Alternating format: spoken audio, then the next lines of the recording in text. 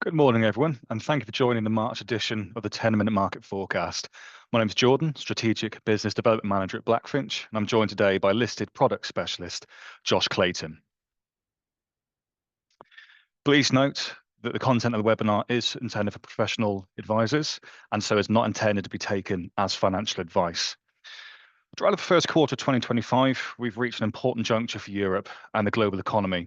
And today we have three key themes for you to take away from the webinar. First up is German politics. We'll explore the Bundestag elections now they're settled and what this may mean for investors going forwards following the recent headlines on the German debt brake, causing some European markets to rally on the prospect of this being lifted. Naturally, that will then feed into our second theme of today, which is Europe. Where Germany remains the economic powerhouse of the Eurozone, playing a pivotal role in shaping the bloc's economic direction, Josh will discuss some of the fiscal challenges and opportunities facing investors. Finally, we come to the US. The regional landscape continues to shift under Donald Trump's return to power, whose policies are expected to influence global markets, trade relations, inflation, and economic growth.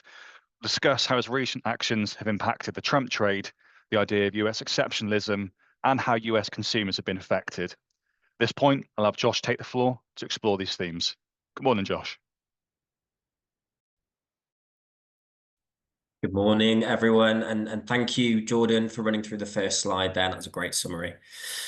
Before we dig into today's content, I think it's worth saying it is Tariff Tuesday, and we've had news from retaliatory countries like Canada and China. So before we dig into this, if you do have questions on this, feel free to reach out to us after the webinar, and Jordan's going to explain how to at the end. But just quickly, in our view, markets do not like tariffs, full stop.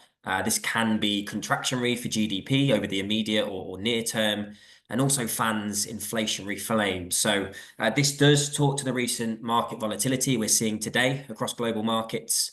And we did explore what this meant in the previous webinar. So please just jump onto our website and look at the Feb edition of the 10-Minute Market Forecast. But discounting today's events, we have seen some strong rallies in European stocks over recent weeks, and a lot of it can boil down to two things. So the German elections that I'm going to dig into now, and President Donald Trump hinting he may reduce the amount of capital flowing into NATO, and that creates a potentially large gap to plug in terms of defense spending, and European defense companies have been on a climb, and that's fed into index performance. But what we think is more impactful over the longer term is German politics. And please excuse my take here, as I'm no political expert, but this was something I touched on at the start of the year. We had nearly 60 million German voters go to the polls in Feb, and that was all to elect a new Bundestag. And it was Germany's Conservative Party, or CDU, under Friedrich Merz, that won the snap election with roughly about 29% of the vote. And that's 208 seats out of the 630. So will this new government now be able to spend more, particularly on things like defence? And this is the question being asked now the election is settled.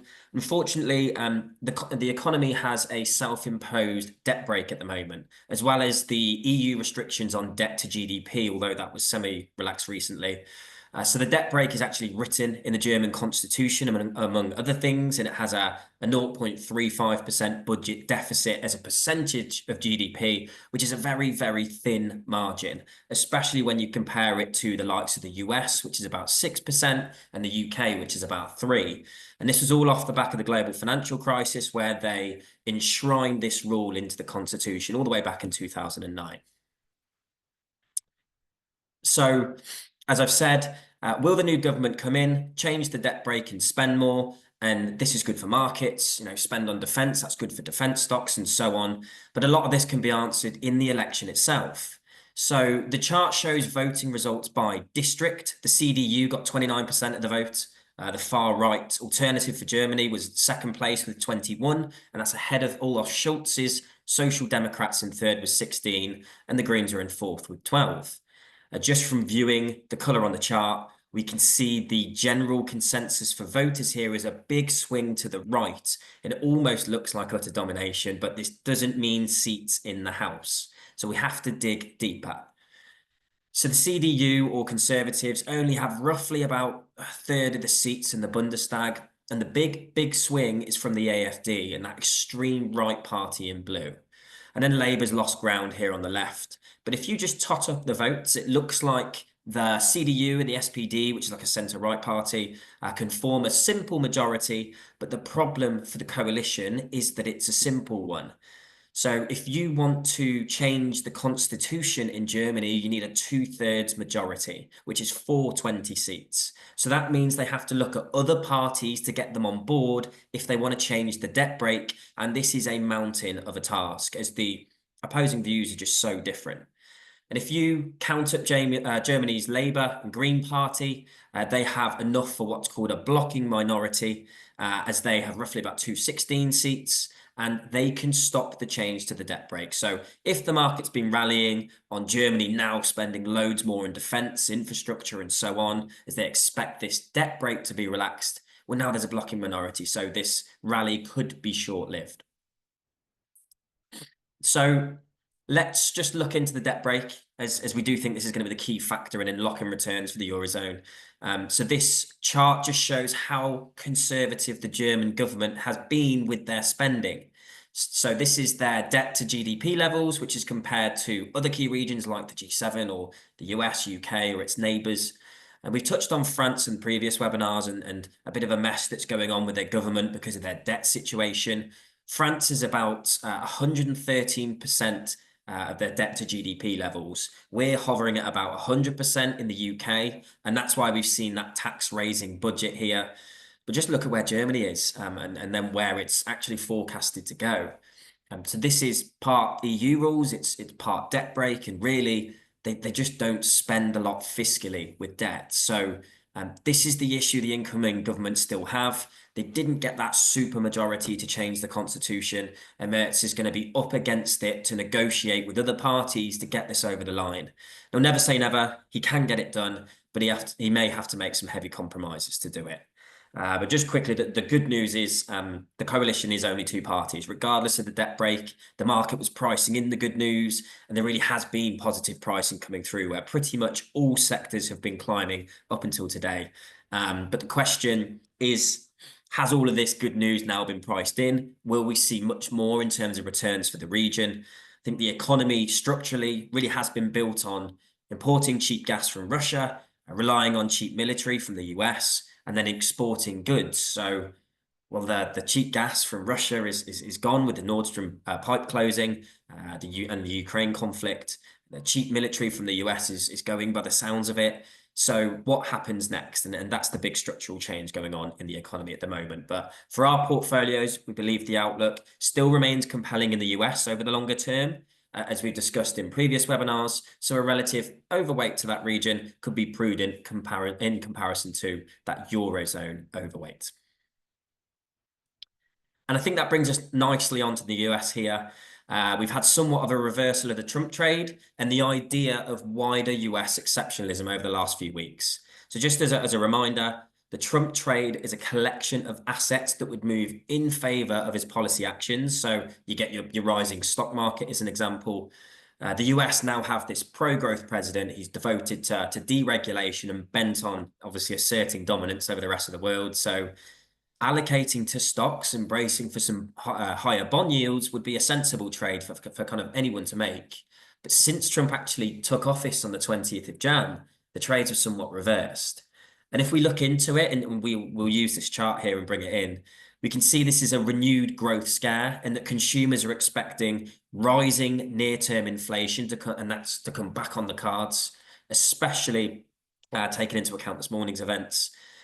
This chart doesn't break down its respondents by political views, but we can assume that Democrats are far more concerned about increasing inflation than Republicans.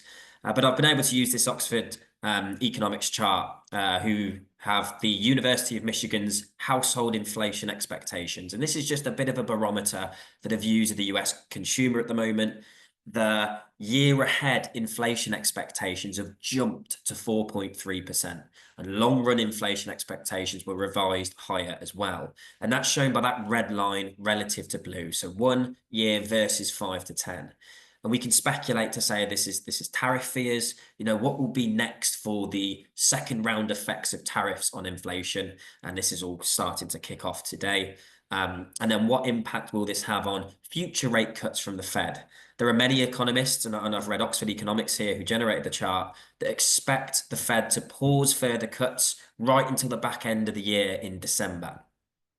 And I was actually reading an article this morning that said there's a name for a growth scare combined with rising inflation expectations. It quoted a guy called Vincent Derlin from StoneX, and I'll paraphrase, but he said if it looks like a duck, it swims like a duck, and quacks like a duck, then it probably is a duck. Meaning, if growth is slowing, inflation's accelerating, gold is soaring, the dollar rolls over, then it's likely stagflation in the US.